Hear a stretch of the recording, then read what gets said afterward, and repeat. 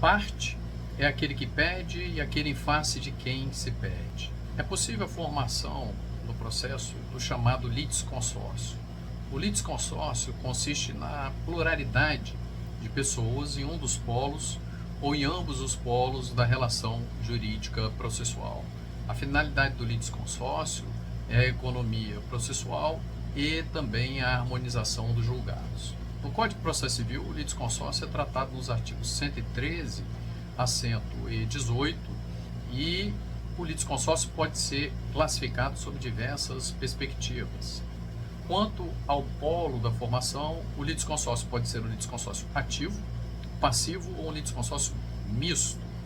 Quanto ao momento da formação, o litisconsórcio ele pode ser inicial e ulterior.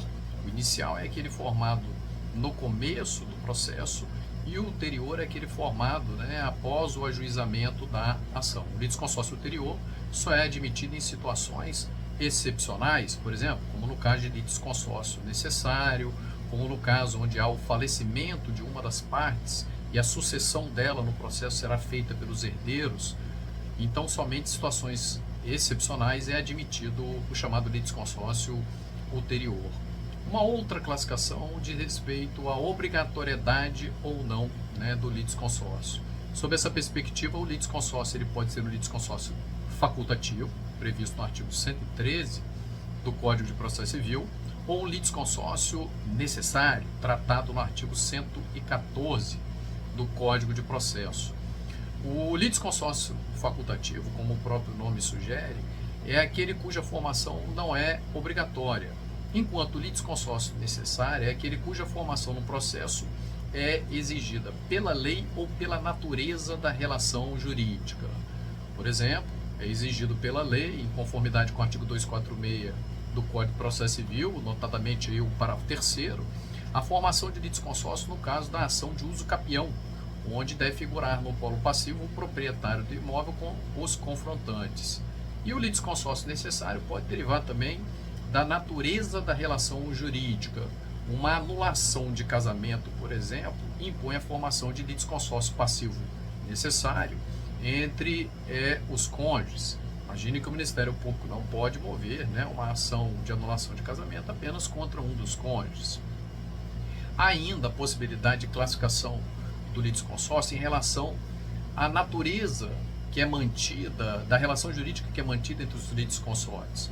E aí nós podemos ter um litisconsórcio simples, quando a decisão poderá ser diferente para cada litisconsorte, e temos ainda o litisconsórcio unitário.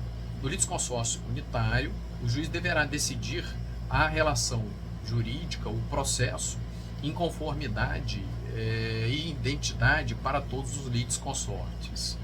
O litisconsórcio ele gera alguns efeitos processuais.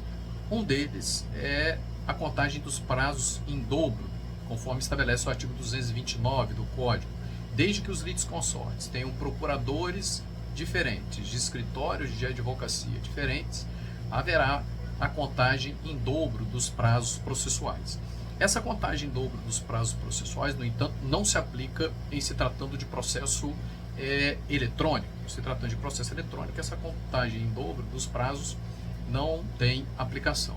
E quanto aos atos dos litisconsortes, a doutrina separa, e o Código é alinhado a essa linha de pensamento, os atos que são praticados pelos litisconsortes no litisconsórcio simples, daqueles atos que são praticados pelos litisconsortes no litisconsórcio unitário. Em relação ao litisconsórcio simples, vigora o princípio da autonomia dos colitigantes. Já em relação ao litisconsórcio unitário, os atos benéficos a todos aproveitarão, e aqueles atos que prejudicam uma das partes somente prejudicarão aquele litisconsórcio que o tiver praticado.